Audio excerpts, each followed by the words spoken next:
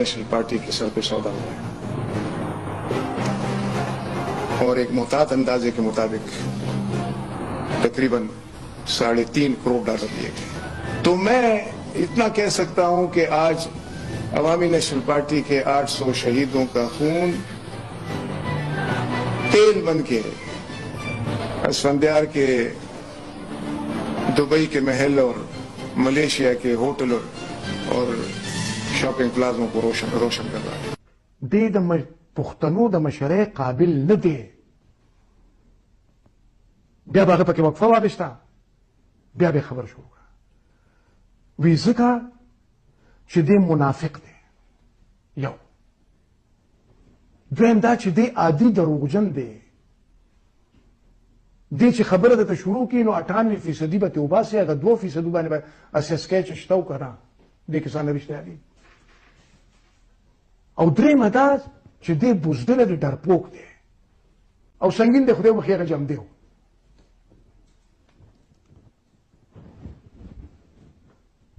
هغه پلار ته ووایي چې دا قاتلان حمله چې ده دا دې اسفندیار کړې ده. وی هغې وایي چې موږ خو اسفندیار خان له 50 لکه روپۍ ورکړي دي د خان صاحب د علاج لپاره، خو که نور څه خدمت زموږ لایقي نو موږ تابعدار یو. زه بلکل حیران شوم. ما ته وی زه لا جمدې ما زما د زړه رګونه خرڅوي. او وی چې دا هم درته ووایم چې هغه پیسې چېرته ولېږلې، پلاني له یې ولېږلې، د پلاني کاروبار له یې ولېږلې. چې هغه یو خبره زما د بابا چې مه کوه ګورې دې د میدان سړی نه دی، دا نور سپکې خبرې دي. یو دماکه وشوه د اختر دویمه ورځ، موږ په خپل اختر وو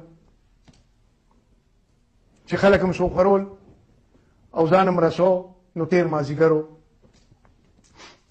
چې لاړو ټول خلک ناست وو. واقع نه خو خبر شو، ځای مو ولیده څه چل دی. دی راووته، وی هغه پایلټ وایي چې ماښام کېږي. ما میره درته وایم میره فیصله کړې چا ده؟ دا چا فیصله وکړه چې دماکه شو دی روان شو؟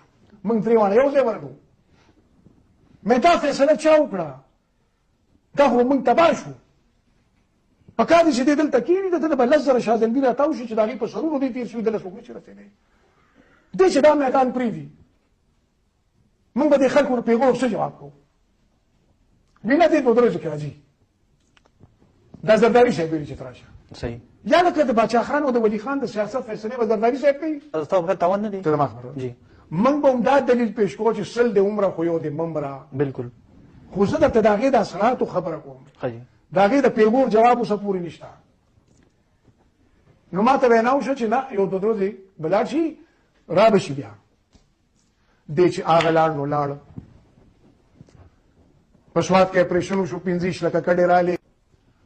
زما خیال دی په دې ټول دوران کې د دې حکومت عمده فیصله کړې وه. صحیح. خو دې یو چوټه لاهور مېرې ته زما خیال دی 15 منټه راغی په هلیکاپټر کې لاړ. هغه هم په زوره راوست.